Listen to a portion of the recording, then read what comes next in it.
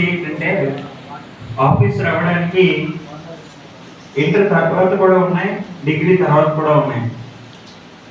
Inter తర్వాత ఉండే వాటిని ఎన్డీఏ అంటారు, డిగ్రీ తర్వాత ఉండే వాటిని సిడిఎస్ అంటారు. మొత్తం కలిసి రెండు ఎంట్రీలు, ఒకటి ఇంటర్ తర్వాత, ఇంకోటి డిగ్రీ తర్వాత. ఇంటర్ తర్వాత 2 ఎంట్రీలు ఉన్నాయి ఆఫీసర్ అవ్వడానికి. ఇంటర్ తర్వాత 2 ఎంట్రీస్ ఉన్నాయి, అవకాశాలు ఉన్నాయి. అది కూడా 19.5 సంవత్సరాల వరకు మాత్రమే.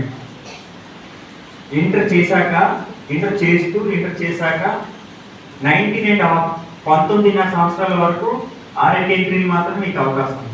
అయితే ఆ 2 ఎంట్రీలు అయిపోయాయి అనుకోండి, అయినా పర్లేదు, తర్వాత డిగ్రీ చేయొచ్చు. డిగ్రీ తర్వాత మీకు 27 సంవత్సరాల వరకు కూడా ఆఫీసర్ అయ్యే అవకాశం ఉంది.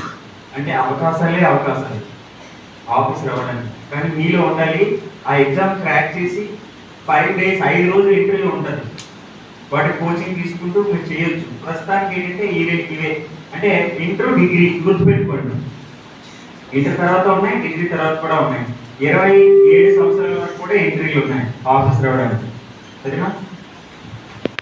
ప్రస్తుతానికి మీరు 10వ తరగతి ఇంటర్ మంచి ఫోకస్ చేయండి, ఆ మార్క్స్ తెచ్చుకోండి.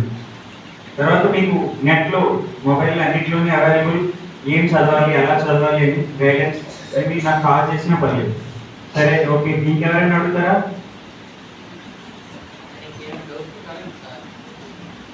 ఇంకా మీ మధుమేస్తారు, మేము చదివిన స్కూల్ పక్కనూరే. ఆ ఊర్లో మేము గోడలకి ఎత్తుకుంటూ టీవీలు ఊళ్ళో సినిమాలు కూడా ప్లే చేసేవాళ్ళు తెరల మీద, కేశవరావుపేట. సో అలా అంటే ఎంజాయ్ అంటూ ఉండాలి. మా స్కూల్ పక్కన ఇదే పెద్ద ఊరు కేశవరావుపేట.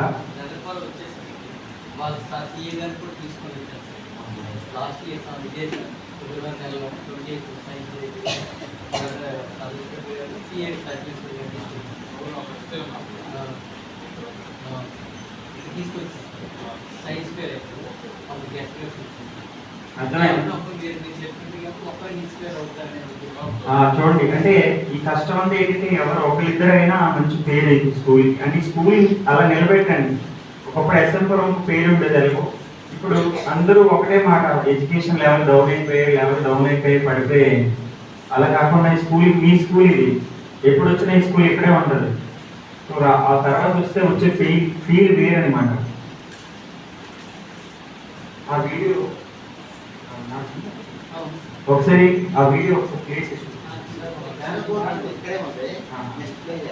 సరే, ఆ వీడియో ఇప్పుడు చూడండి ఒకసారి. అంటే ఇప్పుడు నేను వచ్చాక, నేను చెప్పింది విన్నాక చూసి మీకు ఎలా ఫీల్ అవుతుంది అర్థమైంది. ఆ రోజు ఏదో వీడియో చూసి ఉంటారు, వీడియో లాగానే ఉంటుంది. వీలైతే మధునాష్లో చెప్తాను, తర్వాత మీకు ప్లేసెస్ చూస్తారు. ఇన్స్పిరేషన్గా చూడండి వాటిని. అలా ఓకే. అయితే మరి నేను బయలుదేరి టైం అయింది, ఇంకో స్కూల్కి వెళ్ళాలి. Thank you.